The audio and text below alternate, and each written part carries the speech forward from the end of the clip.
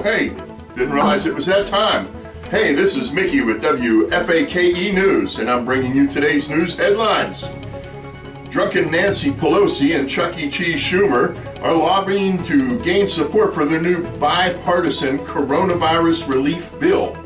When WFAKE News correspondents asked why they were willing to settle for less than the $3 trillion in economic relief now that the election is over, but that they were not willing to do so before the election, Chuck E. Cheese said, because our team won and we didn't want the orange guy to get a win. It is expected that the economic relief bill will stall in the Senate as it is facing uphill challenges led by Senator Mitch McConnell. Before the election, the Republican Party was willing to accept a compromise economic relief bill in the amount much greater than the $908 billion bill. When asked why he was leading the charge to obstruct the bill now, Senate Majority Leader Mitch McConnell said, "They didn't want to play with us before the election, so they don't get to play with us now." Congresswoman Alexandria Ocasio-Cortez took a break from her online gaming on the interactive mafia-style game called Among Us to respond to the proposed $908 billion economic relief package proposal. She said, "As long as I get my $200 million in relief for the video gaming industry, I'm cool with whatever the grown-ups want to do."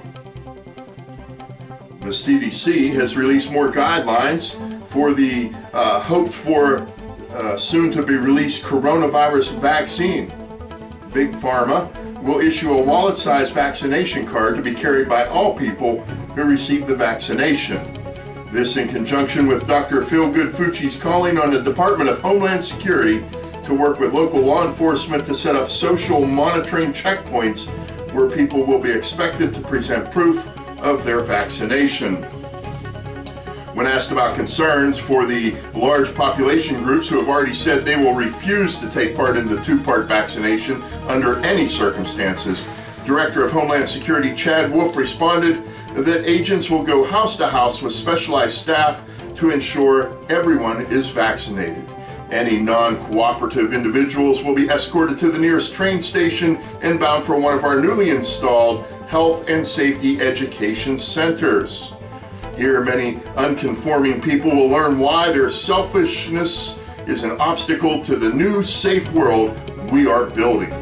For those who, after this retraining process, still remain uncooperative, they will be labeled terrorists and treated as such under the Patriot Act and other domestic terrorism bills, which allow us to ensure a safe and manipulative society.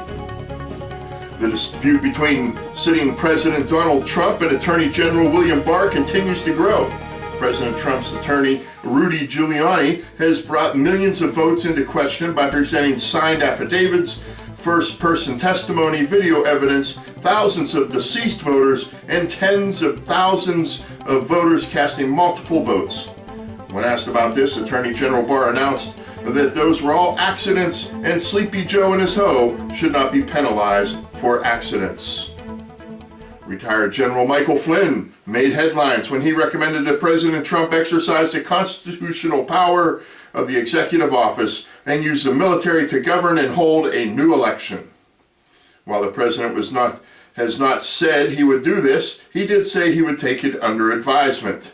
This caused a rush of anti-gun liberals to download thousands of hours of YouTube videos about how to defend yourself in the case that conservatives ever get sick of your crap. This is Mickey Wilcox, and thank you for tuning in to WFAKE News, the place where all our news is fake, just like the rest of mainstream media.